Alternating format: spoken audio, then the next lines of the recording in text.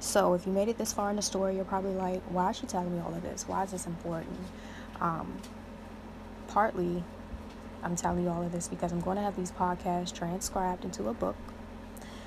And the other part is because I think that it's supremely important for you to understand how this whole system was put together in order for you to understand how it works today. So, points. The Dow 30 increased 456.94 points today. What do these points mean? The points represent dollars. They represent changes in the price. So on average, all of the companies that make up the Dow 30, their stock prices increased 1.99%. And that is why I focus on the percent change in these indexes instead of the actual points that were gained or lost. So if I say to you the Dow lost or the Dow gained 456 points today, that doesn't mean anything to you. But if I say, hey, the Dow is up 1.99%, okay, that sounds like something you can work with. Now you can understand, oh, on average, the prices of all the stocks that make up the Dow 30, they all increase 1.99%.